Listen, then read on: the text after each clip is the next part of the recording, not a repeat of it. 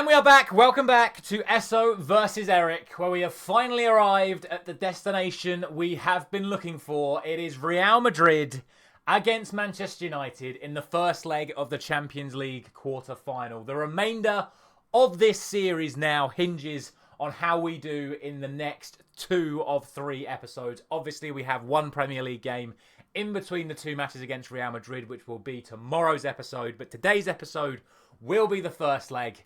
Wednesday's episode will be the second leg.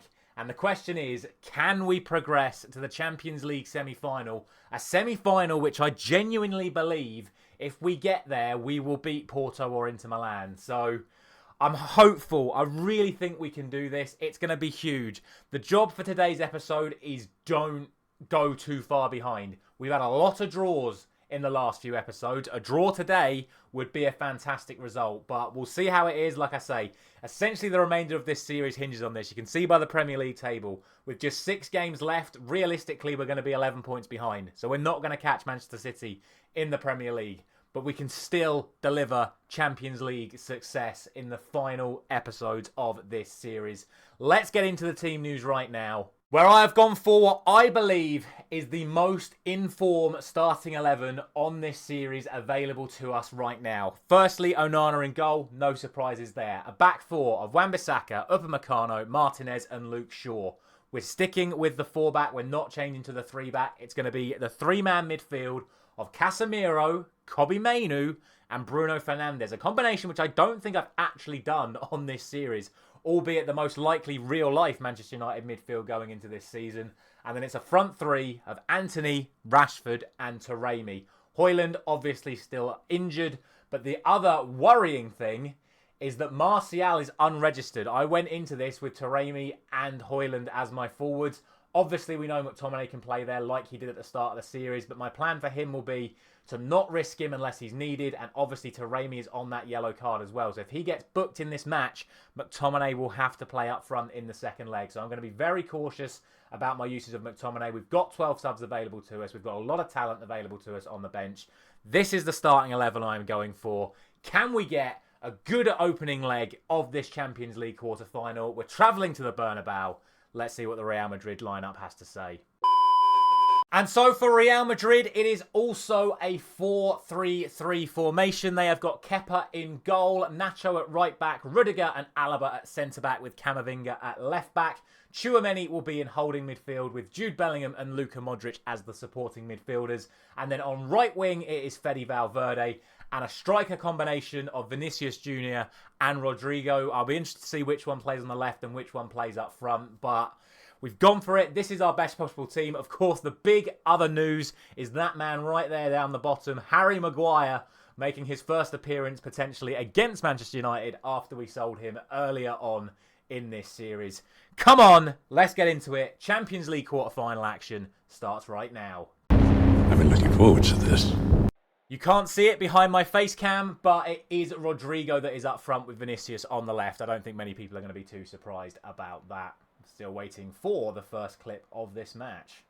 Well, unbelievably, we are 22 minutes in, and this is the first clip of the match. It is a Modric corner, which Rudiger gets his head to, and it sails over the bar for the goal kick. And if that is the entire clip, that tells you the state of this game. Real Madrid are in control of the possession, but really there has just been no chances so far. And rather unbelievably, that is half-time. What? I have even checked the actual settings, and we are set to extended highlights. There have been 2 shots on target from Real Madrid, but they must have just been from obscure angles, because we've not seen the clips. Genuinely, I have checked. We are set to extended highlights. But that is half-time, and to be honest with you, I'm not that fussed about that. It's obviously horrendous content for you guys, because you want to see action, and obviously I want to see action, but I'll tell you now, I'll take 0-0 from this game. We want to be in a position to exploit at Old Trafford. I do not want to be going behind in this game. So I'll take a 0-0 draw if it carries on like this, but I'd like to see some action in the second half. Just to prove it to you guys here, if I go to the settings, you can see we are set to extended highlights. So let's see if Wan-Bissaka can do something here, or if this is just going to be the generic start of the second half. I mean, that's got to be a yellow card, surely. Well. No, I thought we were actually going to see the free kick for a moment there. And we do have ourselves another clip. It's a Real Madrid free kick. Taremi goes in well. It comes to Rodrigo. Drives at Lisandro Martinez. Martinez wins it back. Oh, go on. Be a United counter-attack. Casemiro back at the Bernabeu. Here's Andre Onana. Feels weird to actually be commentating on the match all of a sudden. 52 minutes in. This is our first genuine clip. Here goes Wan-Bissaka. Feeds it towards Anthony, but it's a shocking pass and Camavinga's there. But Anthony wins it back. Feeds up a Meccano. Back out to Anthony. He gives it away to Vinicius, and now he's got room to run because Wan-Bissaka's out of position. Anthony's going to have to track back hard here. He's let him go, though. It's Vinicius Jr. And Onana is forced into a save. And it's behind for a corner. The first genuine chance of this football match. And it is well saved by our Cameroonian goalkeeper. And so with 60 minutes on the clock, I'm going to make some very highly controversial changes. I am going to take Bruno Fernandes off, Marcus Rashford off, and Mehdi Taremi, because they are my lowest performing players in this opening 60 minutes, and they're supposed to be my most important players. So I'm going to change it. I'm going to be aggressive. I'm going to put Mount on, I'm going to put Sancho on, and I'm going to put McTominay on up front and see if it can make a difference. I've still got 2 more subs to use if I so choose, but for now, I'm going to stick with this, then make the other 2 changes around 75 minutes, unless something happens in the remaining 15 before that second break that I normally make. Free kick here to Manchester United. Wan-Bissaka has played it incredibly short and has given it away to Rodrigo, and now Vinicius Jr. is in behind. Oh, don't concede like this, please. Vinicius to Bellingham, and Onana's there again. Big save. Huge save in the context of this tie. Now here's Kepa for Real Madrid. He finds Vinicius Jr., who's somehow now in the right-back position, and he's given it away to Shaw. And Shaw's got room to run into. He's got Sancho in behind. Jadon Sancho in on goal. Anthony's there, and it's Kepa's turn to make an incredible save. Both sides with big chances in the space of a minute of each other. And a score remains 0-0. And with the clock now turning over to the 75th minute, I am going to make those further 2 changes. I'm going to start by taking Anthony off after that miss and bringing Ahmad on at right wing. I'm going to bring Christian Eriksen on in attacking midfield for Kobbie Mainoo, switching to that 4-2-3-1, trying something a little bit different in these final 15 minutes to see if we can nick ourselves a crucial goal. But like I said earlier, I will happily stick with this 0-0 result. And now immediately after these changes, here come Real Madrid. Let's hope it's not left us open in the middle of the park. It is Ahmad who wins it back. Sancho finds McTominay. He went for the first time shot. It was on his weaker side and he's blazed it over, unfortunately. And so into 6 minutes of stoppage time we go. Is there going to be one more chance? Yes, there is. It's going to be a Real Madrid free kick. It's short to Brahim Diaz. I swear, if we concede from poor marking on a free kick again, I'm going to lose my mind. And Onana makes another crucial save. Real Madrid are probably going to feel like they've deserved the victory here.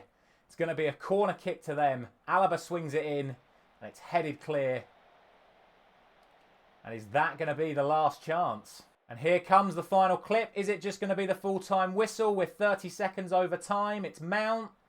Back to Upamecano. Casemiro finds Martinez. Or will there be one last chance? Eriksen. Bellingham tackles, and it is all over. And a bizarre first leg comes to an end. You could see there how deep Real Madrid were. I don't really know what they were doing. Our defence has done fantastically. Sancho's come on and made a good impact, it seems. But, yeah, I mean, I wish I could have brought you more from that match. It's going to be a very short episode, but I can't judge how these go. These are just matches the way they come out. I mean, clearly it was a very physical affair.